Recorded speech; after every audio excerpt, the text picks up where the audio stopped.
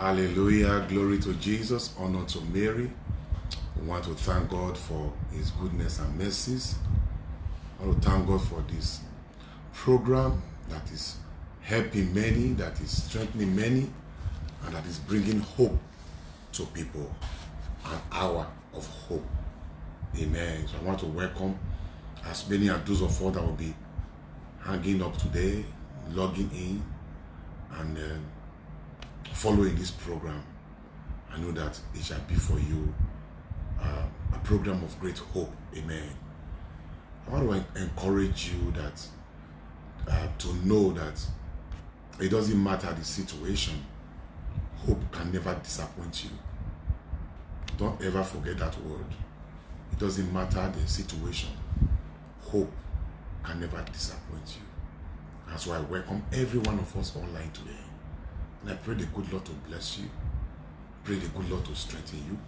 And I pray the good Lord to help you. Let us pray. In the name of the Father, and of the Son, and of the Holy Spirit. Amen. Heavenly Father, in the name of Jesus. Precious Father, we thank you. Adonai, we worship you. Jehovah Shekenu, we adore your name. We prostrate ourselves before you in worship of your glorious majesty. We thank you because you are God, and no man can be like you. Thank you, Father, for this hour of hope, bringing hope to many, bringing strength to many, bringing freshness again into human soul. Bless as many as those who are logging in right now. Let their hope in you, oh God, be restored, so that their purpose will not be defeated, so that their destiny will not be jeopardized, but that through your mercy they will fulfill and accomplish all that you have called them to do. In the mighty name of Jesus. Amen. In the name of the Father, of the Son, and the Holy Spirit. Amen. Hallelujah. You are welcome. You are welcome.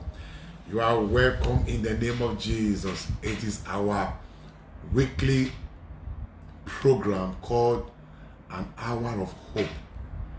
Today, God is bringing great hope to somebody. And what area are we looking at today? The area where people are still hanging up in guilt. You know, what is the promises of God for those? What is the hope of God for those who are hanging up in guilt? For that which you did 5-6 years ago, you are still hanging up in guilt, even when God has forgiven you. You know, and so we are going to be looking at that today and see what the word of God has for us. Every one of us have committed one sin or the other. But how are you able to move along or move ahead or move on after you have realized your human weakness showed up and you have reconciled to God or with God through the sacrament of reconciliation? How do you move on after such actions from you?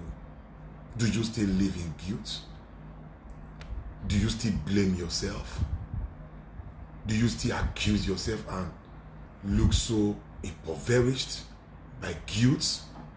A lot of people are living in guilt today. Guilt of the past. Guilt of their mistakes. Guilt of what they failed to do. Guilt of what they did not do.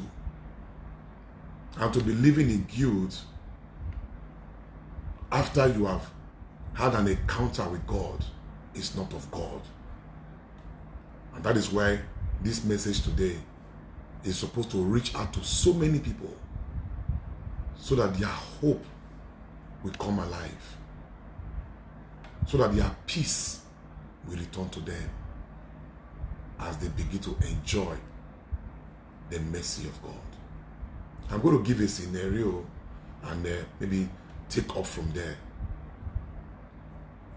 A case where, for example, somebody did something wrong and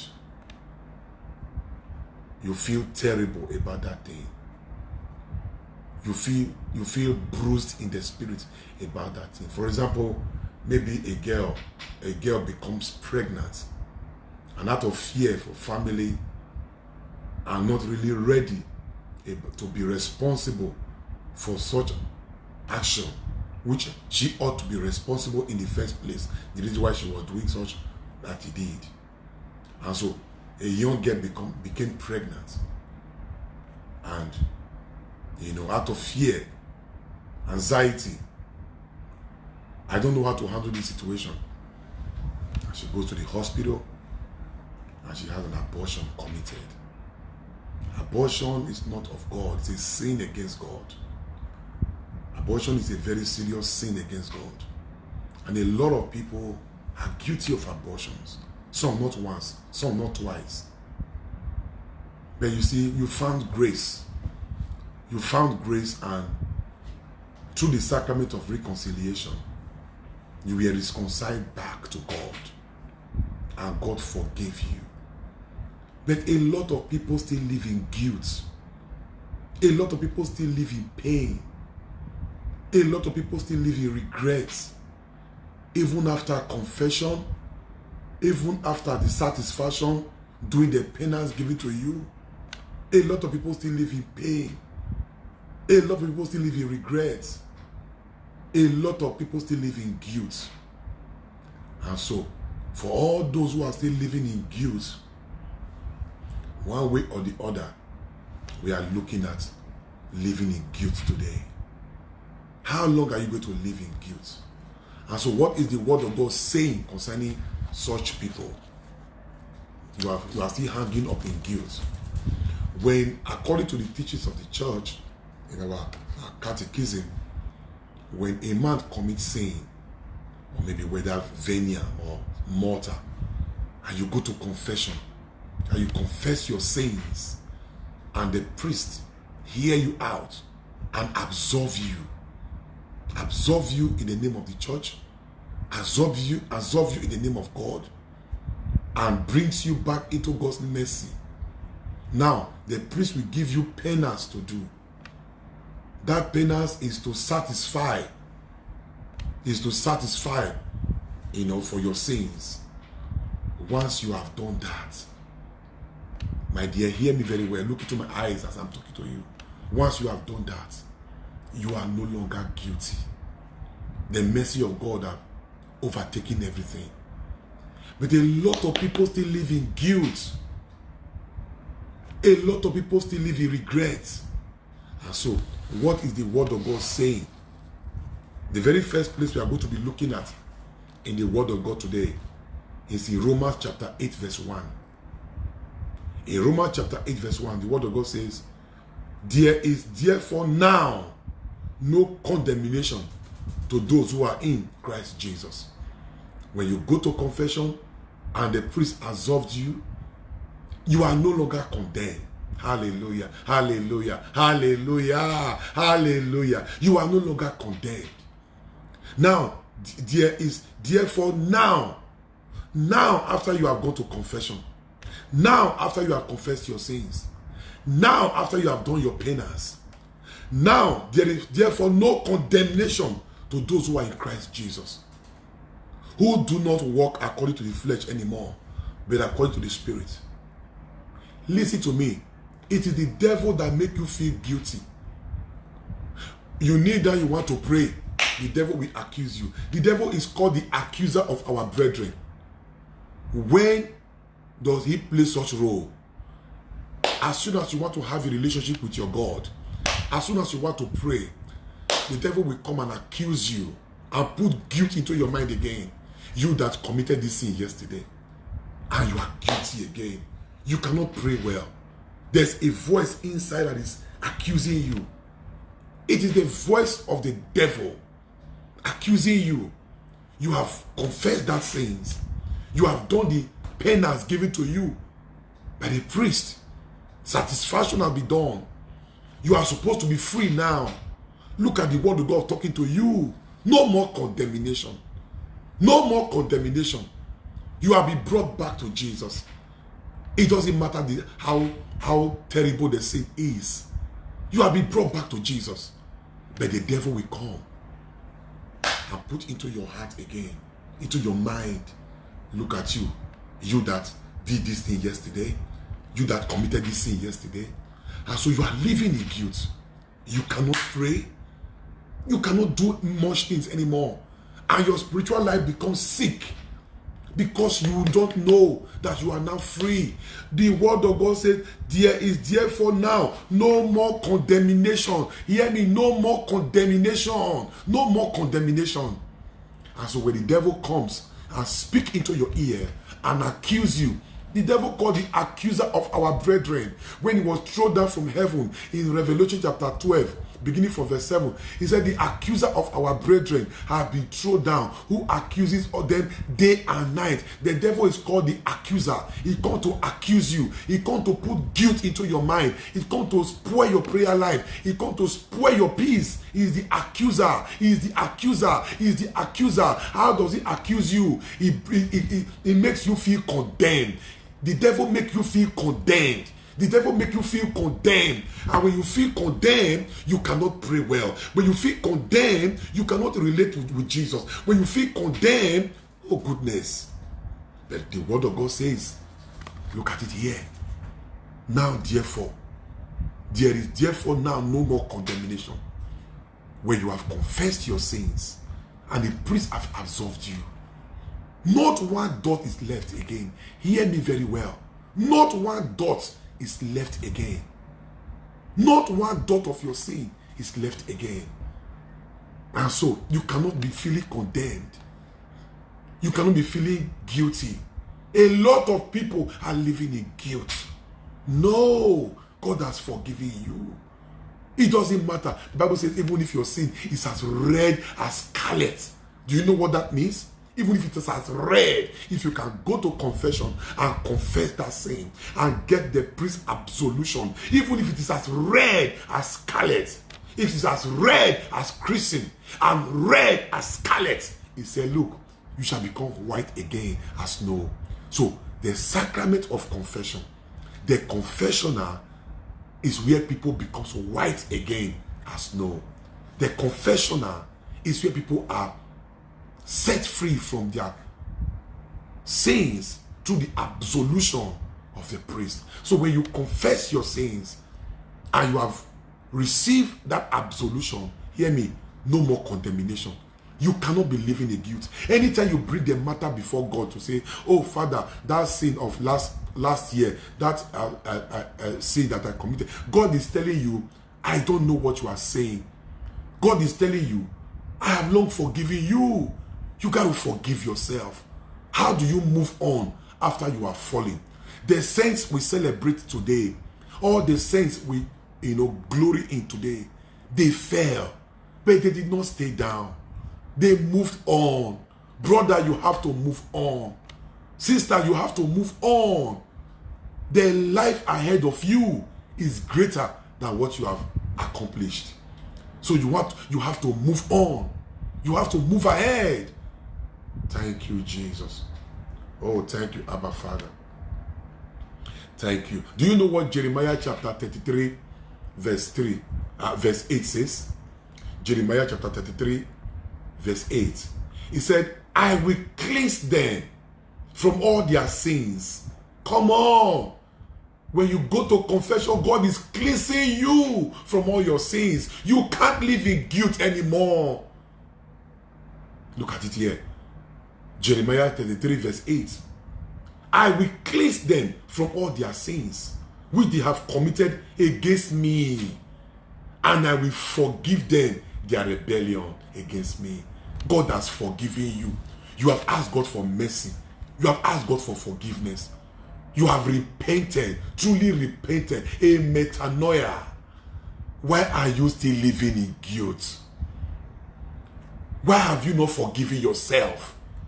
A lot of people still go to confession. God forgive them, but they have not forgiven themselves.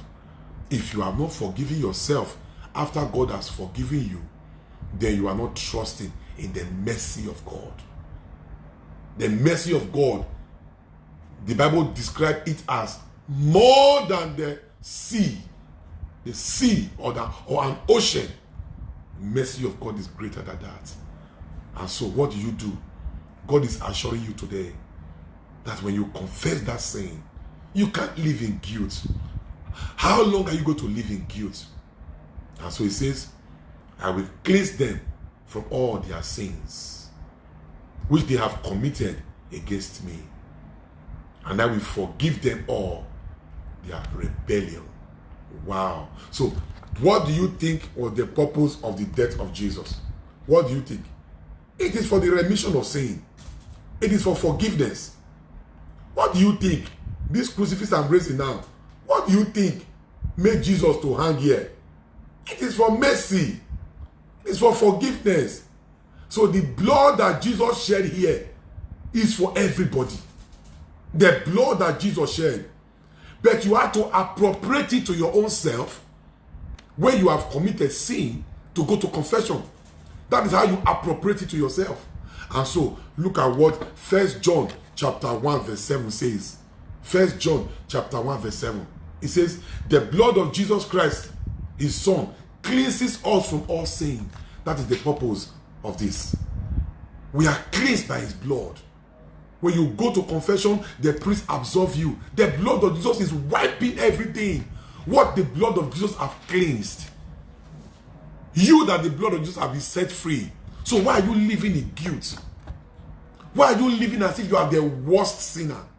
Oh, I like the blessing of St. Paul. St. Paul, who did so many heinous things when he found Christ. When he found Christ. When he found Christ.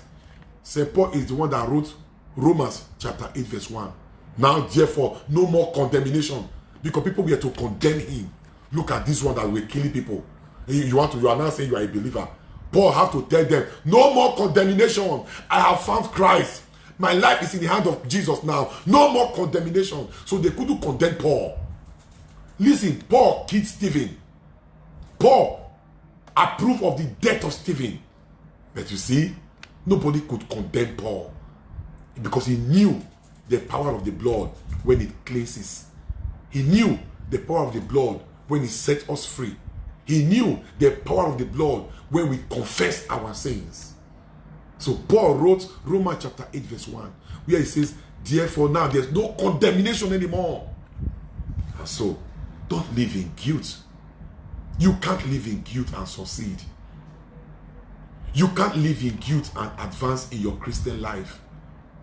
You can't live in guilt and be walking with God.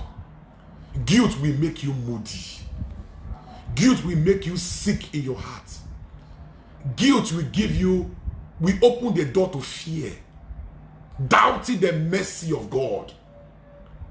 Guilt will make you sick in your spirit. Guilt will make you a psychological patient. If care is not taken, guilt will give you a bed in the psychiatry. So you cannot live in guilt when God has forgiven you. You cannot continue with guilt. You got to forgive yourself. Hallelujah. Hallelujah. Hallelujah. Thank you, Jesus. Thank you, Father. Thank you, Jesus. Do you know what Jeremiah chapter 31 verse 34 says? Jeremiah chapter 31 verse 34. It says, I will forgive their iniquities. God is saying he will forgive you if you come to him, if you repent of them, if you tell God, I am sorry, I am sorry. He said, I will forgive. Jeremiah 31 verse 34, I will forgive their iniquity and their sins. I will remember no more. I will remember no more. If God is forgiving your iniquity and your sins, he's not remembering anymore. Why are you remembering your sins? Look at it here. Why are you remembering your sins? The sins you have confessed, God has shown you mercy. Look at it here. The word of God says, I will forgive their iniquities and their sins. I will remember no more. I will forgive their iniquities, their sins I will remember no more. God has forgiven you your iniquities. When you sin, you come back to God, he forgives you your iniquities. When you confess your sins, when you repent of your sins, he forgives you your iniquities. He says, hey, your sins I will remember no more. Come on. Why are you not forgiving yourself even when God has forgiven you? Your sins I will remember no more. Oh, look at you. You are living in guilt. You are accusing yourself. You are blaming yourself. You cannot pray well because the devil is accusing you. The devil reminds you that you stole. The devil reminds you that you committed abortion. The devil reminds you that you committed fornication. The devil reminds you that you are not a good person. The devil reminds you. The devil is called the accuser of our brethren. He accuses people. When he accuses you like this, you can't pray. Your guilt comes. You are weak in spirit. Hey, listen. When you confess that sins, when you ask God for mercy, hear me. He said, no more condemnation. Your sins, your iniquities, I have put them behind me. Look at the word of God. I will remember them no more. I will remember your sins no more. I will remember your iniquities no more. Why are you remembering what God has forgotten? God does not remember your sins. When you repent of them and say, Lord, I'm sorry. Peter said, how many times are we going to forgive our neighbor when they sin? Jesus said, look, not 7 times, again and again and again, 77 times, 7 times, again and again and again. Hear me, that is the mercy of God. So why are you letting people condemn you? The woman caught in the act of adultery, Jesus said, hey, has anyone, look, Jesus said, if you know you have not committed those, be the first to throw a stone at her. And everybody ran away. And Jesus said, woman, has anyone condemned you? She said, no one, Lord. And he said, go and sin no more. And the woman was free. Jesus did not condemn her. She was caught in the act of adultery. Hey, can I shock you? She was caught in the act of adultery. She was caught in the act of adultery. Jesus did not condemn her. Jesus set her free. He has set you free. Why are you living in guilt? Why are you living in guilt of last 2 years? Why are you living in guilt of last 5 years? Why are you living in guilt of the abortion of 8 years ago? You have confessed that sins. God has forgiven you. Few years ago, we have the year of mercy declared by the Pope Francis. And mercy was extravagant. And you are still living in guilt? Come on. The devil is taking advantage of your peace. He's taking advantage of you and stealing your peace, because he comes to steal, to kill, and to destroy. He's stealing your peace. He's stealing your peace. Hear me. He's stealing your peace. You can't live in guilt. You have been forgiven. Hear me. You can't live in guilt now. His mercies endure forever. Hallelujah. Hallelujah. Isaiah chapter 1 verse 18. Isaiah chapter 1 verse 18. What do we have in Isaiah chapter 1 verse 18? It says, come now. Hallelujah. Hallelujah. Hallelujah. I like that word. Come now. He said, come now. Come when? Now. He said, come now. God is talking. Let us reason together. Look at it here. Come now. Let us reason together. Says the Lord. Though your sins are like scarlet, they shall be white as snow. Come on. You don't know this God. Though your sins, they are like white as scarlet, they shall be white as snow. Though your sins are like scarlet, they shall be white as snow.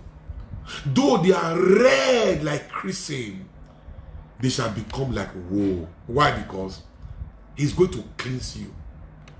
He's going to purify you. He's going to take your sin from you and cast them behind his back. Hallelujah. I am no longer condemned. Thanks be to God. There is therefore no more condemnation to them that are in Christ Jesus. You can't condemn me because Jesus is not condemning me. Hallelujah. The woman caught in the act of adultery.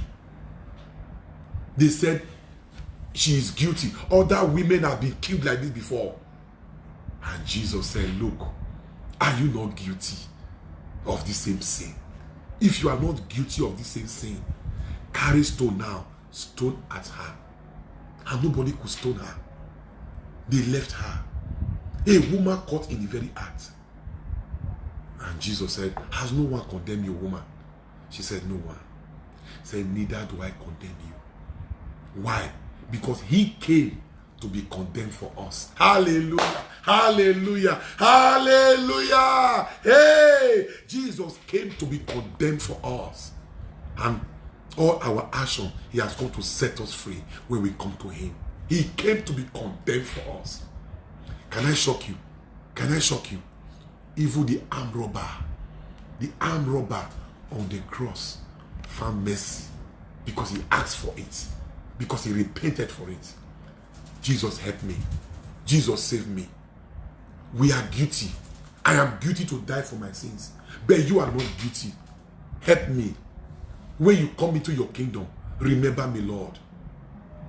And Jesus looked at the man and said, I say to you today, you shall be with me in paradise. Armed robber. Armed robber. Armed robber. Got the mercy. Enter the kingdom. Look at you, a child of the living God. You are living in guilt. You are living in guilt. Where there is no more condemnation, you are still condemning yourself. Inside you, you are not still happy because you remember what you did some years ago. It makes you sick. How long are you going to live in guilt? How long are you going to live in regret? How long are you going to put God in remembrance of your sins that he has already forgotten? His mercies endureth forever. Hallelujah. Thank you, Jesus. Thank you, Jesus. We have many scriptures we are going to be looking at today. We have many scriptures we are going to be looking at today that borders on giving us hope, and the Lord not holding us in our sins, and if we have confessed them, no more condemnation. Let's see 1 John chapter 1 verse 9. I like that passage very well. 1 John chapter 1 verse 9. What do we have in 1 John chapter 1 verse 9? 1 John chapter 1 verse 9. The word of God says, if we confess our sins. He said if. So you have a choice. Look at 1 John chapter 1 verse 9. If we confess our sins, he is faithful and just to forgive us. Oh, thank you, Jesus. If we confess our sins, he is faithful and just to forgive us. What is he forgiving us? Our sins, and to cleanse us from all our unrighteousness. You are still holding what Jesus has cleansed. You are still holding on to what Jesus has forgiven. Look at it here. If we confess our sins, so you owe yourself the duty to confess that sin. And if you have confessed that sins, sacramental confession, if you have confessed that sins, what happened to you? He is faithful and just to forgive us. And he cleanses us from all our unrighteousness. So you cannot be holding yourself in guilt when all your unrighteousness are being cleansed. A lot of us are not living well, still living in guilt. Our joy has been stolen. Our peace has been taken away. We are carried away by what people are saying. They can't condemn you. Jesus didn't even condemn the woman caught in the very act. Human being is not your God. Forgive yourself and move on. The saints fell. They fell many times, but they did not stay on the ground. They got up and moved on. And we are the church militants. Why are you not moving on now that you have repented? Move on. Hey, move on. Move on. Hallelujah. Hallelujah. Hallelujah. Thank you, Jesus. Oh, Ephesians chapter 1 verse 7. Ephesians chapter 1 verse 7. He's talking about Jesus now. And his redeeming and his merciful influence and power. Ephesians chapter 1 verse 7. In him we have redemption through his blood. Hallelujah. In him we have redemption through his blood. The forgiveness of our trespasses according to the riches of his grace, which he has lavished upon us. When Jesus died upon the cross, he lavished his grace upon you. When Jesus died here, he lavished forgiveness. Ephesians chapter 1 verse 7. I just read it to you now. Look at it. When Jesus died here, on the cross of Calvary, he lavished his mercy. He lavished his grace. Extravagant grace is right here on the cross. So when you come to him and say, Mea culpa, Mia Maxima Cooper, I am guilty through my fault, through my most grievous fault. Have mercy on me. Look at it. That grace that came from this cross is lavished upon you again. And your sins and your iniquities, God remember them no more. So what are you supposed to do? Still living in guilt. Living in guilt of what? For what? For what God has forgiven you. For what God has cleansed you from. You got to let it go. Hear me, you must forgive yourself. The reason why many of us are still dragging, because you have refused to forgive yourself. Because you felt that you have done terrible thing. And so the terrible thing you have done is bigger than God. God cannot forgive it. What are you saying? Do you know who is this God? The earth that we are living in is the footstool of God. You don't understand. The whole of the heaven is the throne of God. The earth that we are living in is where he put his leg. He is his footstool. You don't know who is this God. He is a great God. So what am I telling you? You must forgive yourself. Forgive yourself. Some of us still remember some things we did 8 years ago. Look at it. Come to this Jesus. So what will happen to you? As you ask him for mercy, as you go to confession and confess that sin, he lavishes his grace upon you. Oh goodness. In him we have redemption through his blood. Don't let his blood be in vain. You don't let it be in vain in your life. Use it. In him we have redemption through his blood. The forgiveness of our trespasses according to his riches, the riches of his grace, which he lavished upon us. God has lavished grace upon you. You are still living in guilt. God has lavished grace upon you. You are still living in regret. God has lavished grace upon you. You are still living in yesterday. If the saints have lived the way many of us are living now, they will never have become saints today. Repent of your sins. Confess them. And you are in a new chapter. Hallelujah. Hallelujah. Hallelujah. Hallelujah. Repent of your sins. Confess them. You are in a new chapter. You are in a new chapter. Hear me. You are in a new chapter. Do not let the blood of Jesus to be in vain in your life. Take advantage of it. For he has lavished upon you the tremendous riches of his grace. He has lavished upon you. Take advantage of that grace. Move on. Don't let the devil condemn you. Move on. Don't let the devil accuse you. Move on. Stop living in guilt. Move on and forgive yourself. You are not the worst sinner. You are not the worst sinner. I am not sure you are worse than Saul, who became Paul. Today, he wrote more than half of the New Testament. He made it. He never remained in guilt. I like the passage where St. Paul said, this is one thing I do. I put behind me. I put them behind me. This is one thing I do. I don't live on yesterday. I put behind me all those things that are past. Put behind my past. The sin you committed yesterday, the sins you committed last week and last month that you have confessed. Can I tell you the truth? They have become your past. Behave like St. Paul. Let them remain in your past. Behave like St. Paul.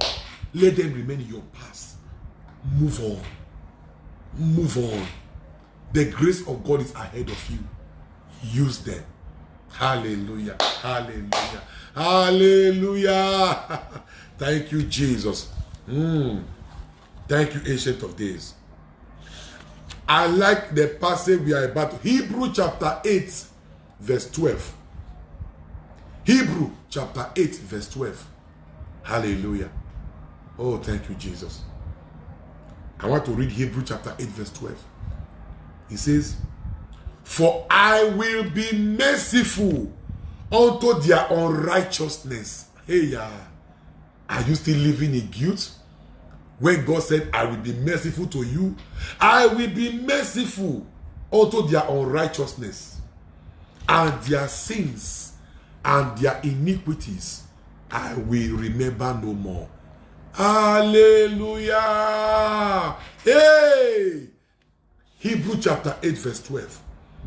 For I will be merciful unto their unrighteousness, and their sins and their iniquities I will remember no more.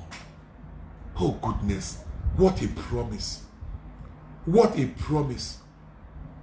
If there's anybody still living or hanging in guilt, it is because you want to remain there. If you are hearing me today, this message is supposed to set you free from guilt. If you are listening to me right now, this message is supposed to set you free from condemnation. Condemning yourself. No. He said, your sins and your iniquities I will remember no more. Your sins and your iniquities I will remember no more. Thank you, Father. Now, I want you to know this. And what is this I want you to note? This is not man that is promising you something. No. This is God that is talking to you. This is not man that will promise and fail you. This is God telling you, your sins and your iniquities, I will remember them no more. That he will be merciful to you if you come to him. Confess that sins and move on. He said, I will be merciful to you. Your sins and your iniquities, he said, I will remember them no more.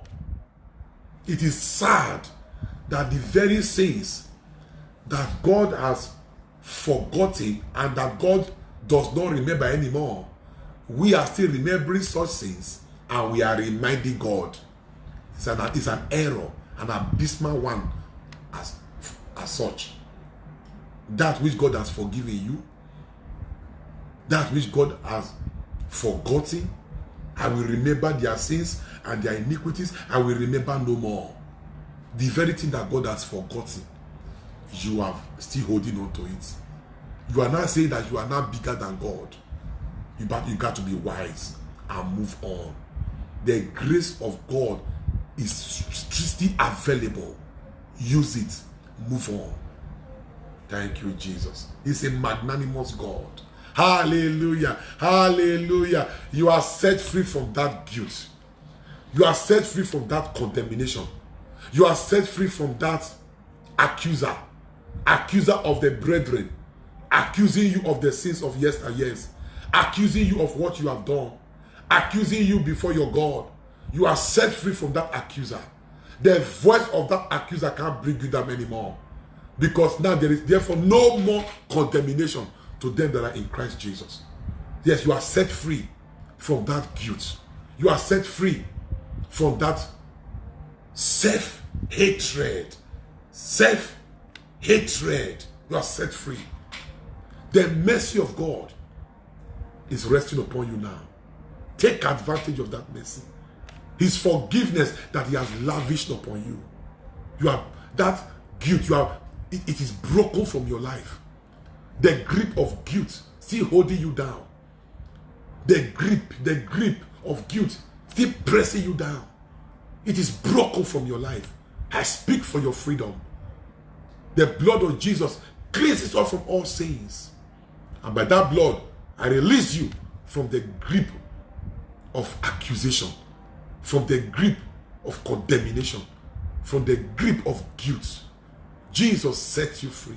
Hallelujah, hallelujah, hallelujah. Their sins and their iniquities will I remember no more. Let go of what God said he will not remember anymore, and forgive yourself and move on. Thank you, Jesus. Isaiah chapter 43. Isaiah chapter 43 verse 25. Isaiah chapter 43 verse 25. Even I, hallelujah. When God used that when the Bible used that kind of statement, it is for emphasis. So this emphasis is for God. Even I, am he who blot out your transgressions for my sake. Look at it now. Even I am he who blot out your transgressions for my own sake, and remember your sins no more. Look at the Bible is filled with passages. God telling you, I will remember your sins no more. I will remember your sins no more. I will remember your sins no more. Look at passages filled with promises. I will remember your sins no more. So why are you living in guilt? You see, when you live in guilt, after a while, do you know what is going to be happening to you?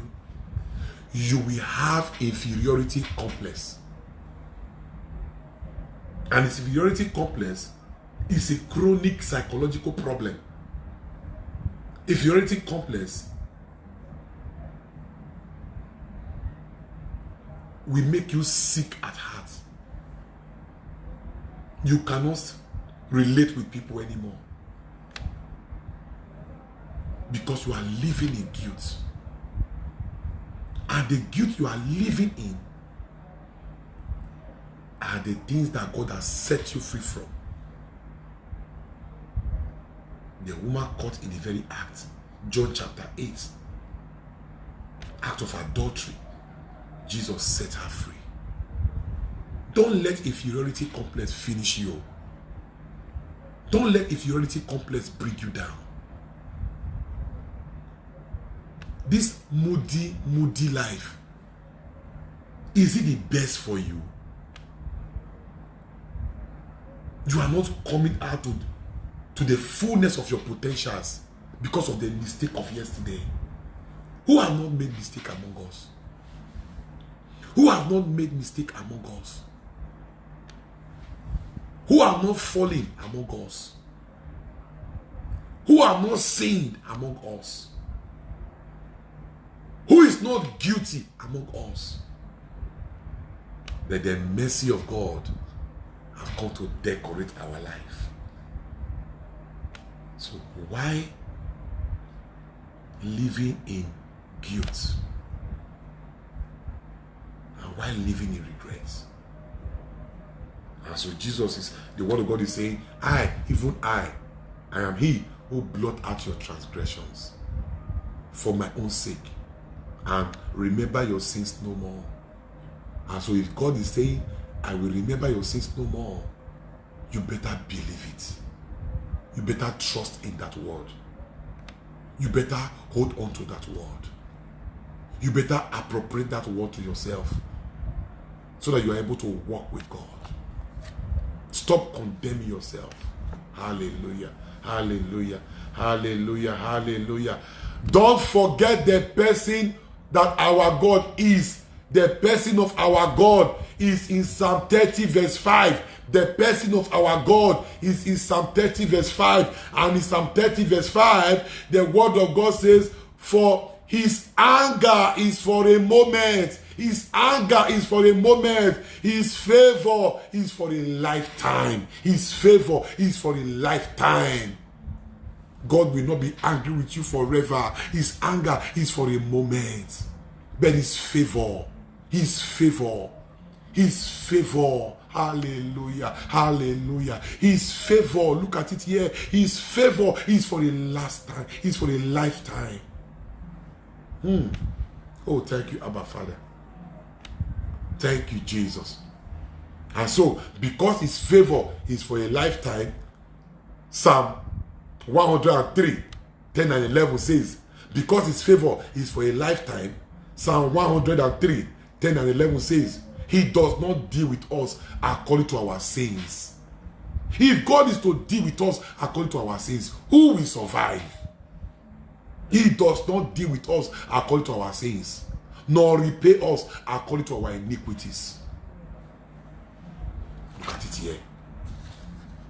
He does not deal with us according to our sins, nor repay us. Armed robber on the cross of Calvary got it. Jesus took armed robber to the kingdom. You don't understand. Armed robber that was condemned, he opened up to Jesus. Jesus, remember me when you come into your kingdom. Jesus, remember me when you come into your kingdom. Jesus, remember me when you come into your kingdom.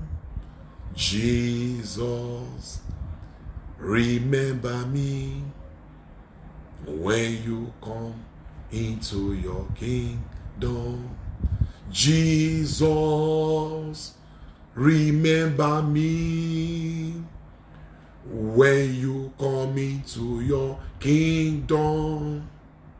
Jesus, remember me when you come into your kingdom. Jesus, remember me when you come into your kingdom.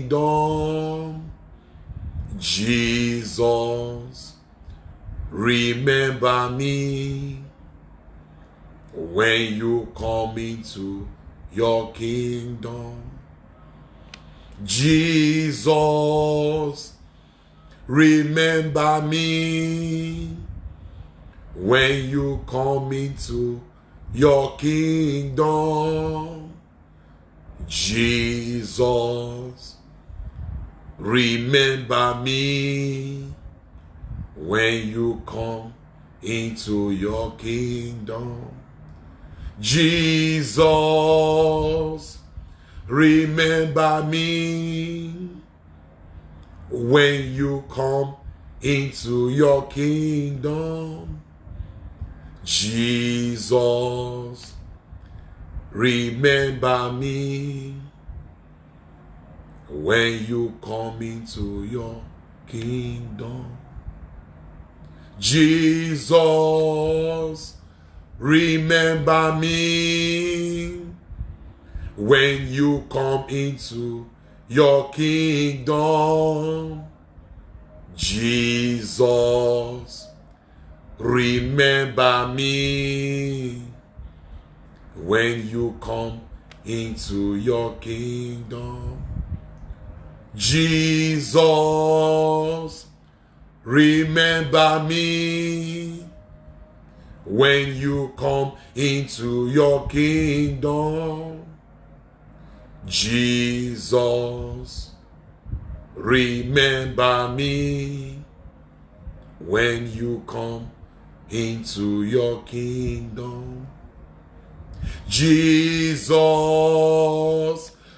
remember me when you come into your kingdom. Jesus, remember me when you come into your kingdom. That was the song of an armed robber on the cross. He got it right. That song is the song of an armed robber on the cross.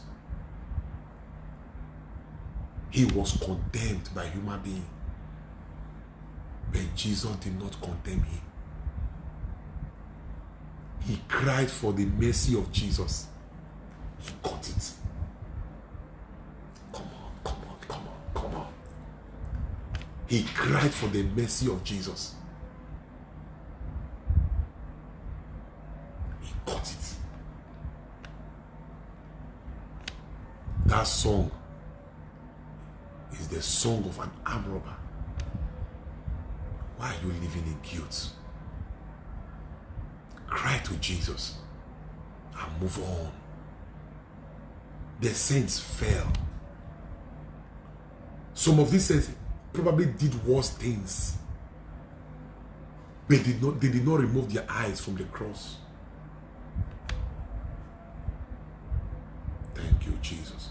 Jesus, remember me when you come into your kingdom. Jesus, remember me when you come into your kingdom. Jesus, remember me when you come into your kingdom. Jesus, remember me when you come into your kingdom. Hallelujah, hallelujah, hallelujah. Come on, you cannot be living in guilt. You have confessed that sin. The priest have absolved you. Go on, move on. Relate with God. God is not remembering your sins anymore. Your sins he has now put behind his back. He said, your sins and your iniquities, I will remember them no more. Hebrew chapter 8 verse 12. The armed robber did not miss it. He got it right when he clung on to Jesus. What is your problem? Why are you living in guilt? Are you the worst sinner? Even the armed robber on the cross made it. Even the armed robber on the cross made it. He has lavished his grace on you. Take advantage of it. Hallelujah. Hallelujah. Hallelujah. Thank you, Jesus. We just have a few minutes left. Thank you, Jesus. Hey, somebody is being blessed right now. Thank you, Abba Father. Let's move on. Do you know what 2 Corinthians chapter 5 verse 12 says? It's a very strong passage. 2 Corinthians chapter 5 verse 12. What that passage says. He says, for our sake, he made him to be sin, who knew no sin, so that in him we might become the righteousness of God. Hey, look at you. The devil is condemning you. Meanwhile, the Bible is calling you the righteousness of God. You are the righteousness of God. Look at it here. Do you know that you are God's righteousness? Hey, no one is righteous. No one is righteous. You are making a mistake. By his death on the cross, we become the righteousness of God. Look at it. Don't ever say, oh, no one is righteous. No one is righteous. You don't know what righteousness means. Righteousness is not by your effort. It's what Jesus did on the cross. What Jesus did here is what is making you righteous. Not by your own work. It's what Jesus did here. Look at it here. For our sake, he made him to be seen. He made him to be seen. Who knew no sin? Because Jesus bore our burden, our sins. So he said God made him to be seen. Who knew no sin? So that in him, see, so that in Jesus, so that in him, we might become the righteousness of God. So that in him, in Jesus, in him, we might become the righteousness of God. You don't know who you are. You are the righteousness of God. You are the righteousness of God. In him. And that is why that sacramental confession is so important. Because a lot of people don't go to confession anymore. You don't go to confession. Come on.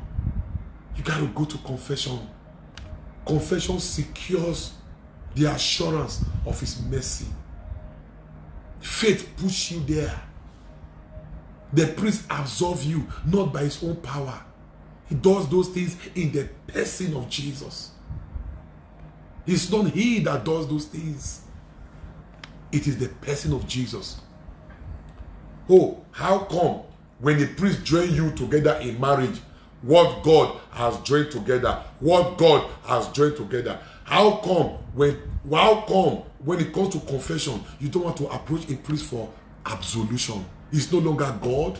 He does those things in the person of God, in the place of God.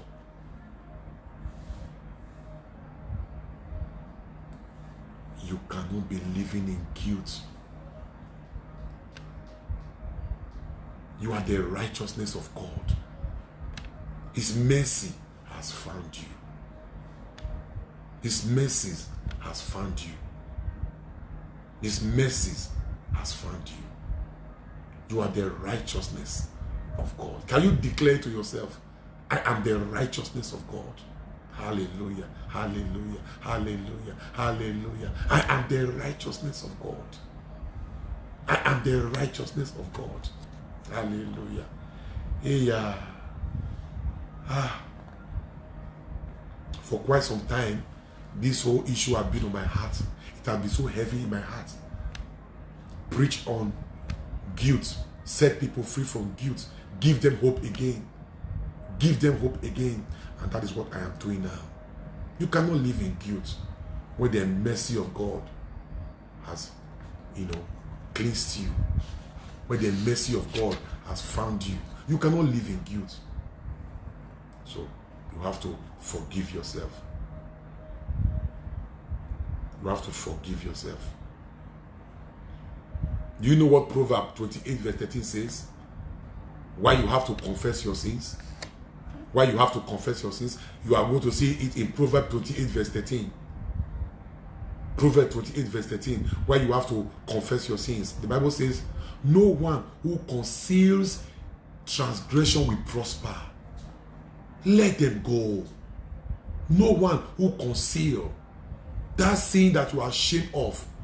What if you now die? You did not now confess it. Let it go.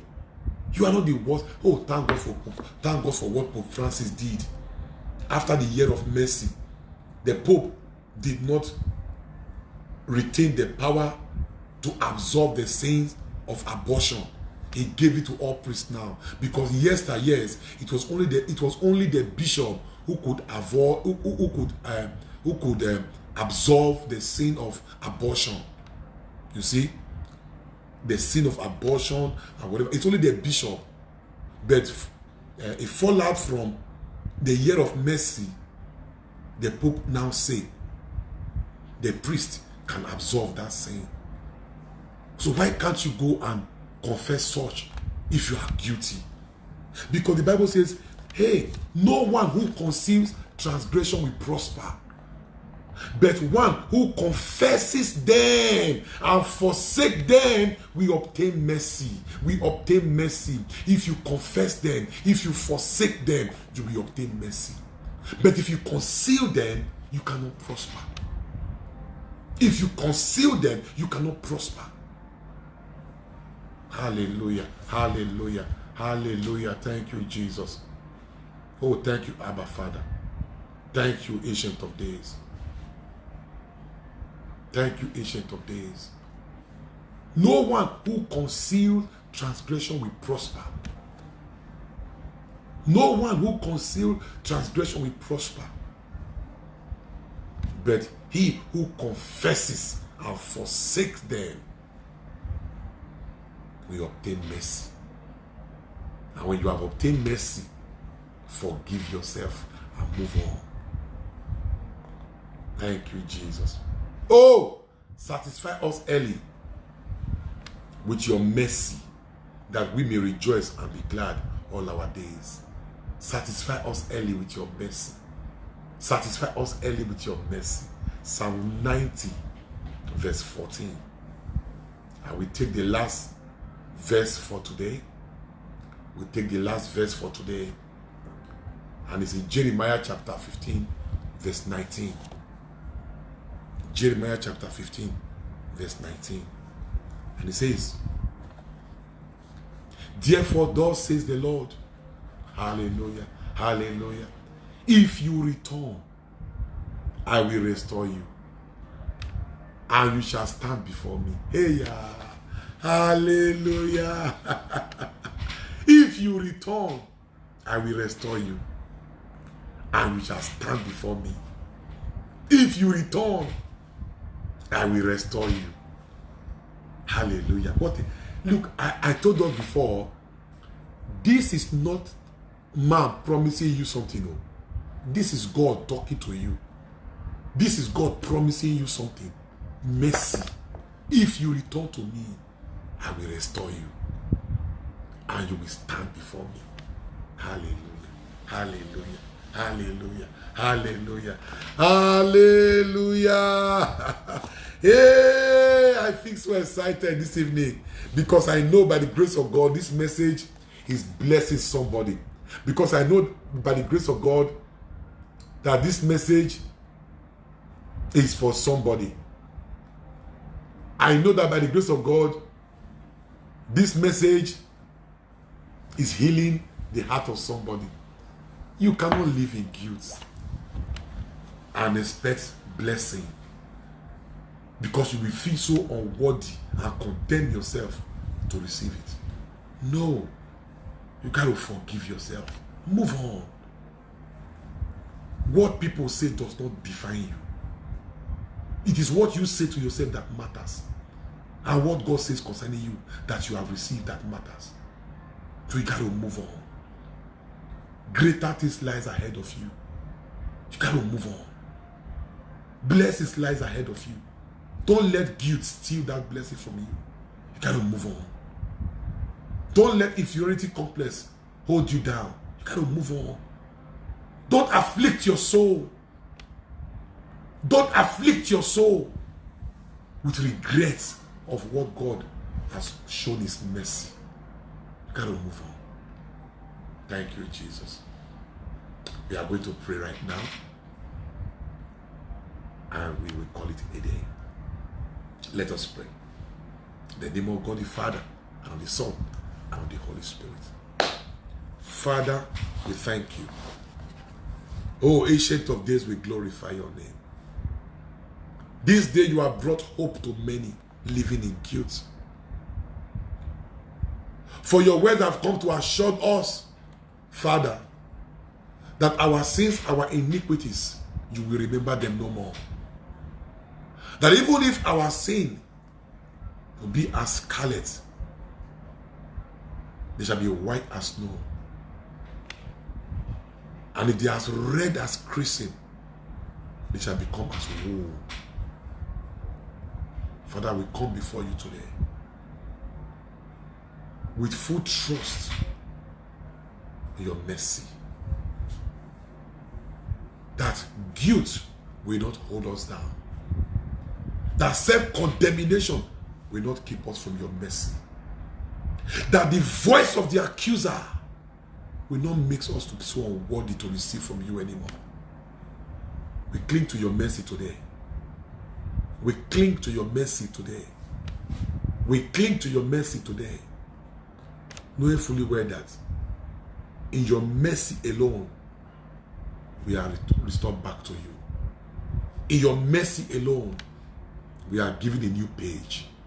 In your mercy alone, we are given a new chapter. Oh, thank you, Father, for the redemption that you procured for us through the blood of your Son, Jesus.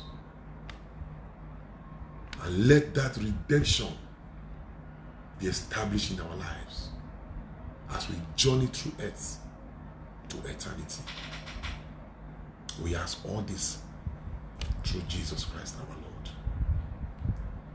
Amen. The Lord be with you, with your spirit. May Almighty God bless you, the Father and the Son and the Holy Spirit. Amen. I'll see you 12 midnight for our spiritual warfare prayer. And I believe somebody has been so blessed today. Father, our friend loves you dearly. Next Sunday, an hour of hope will come your way again. It is well with you and with all that concerns you. Stay blessed. See you later.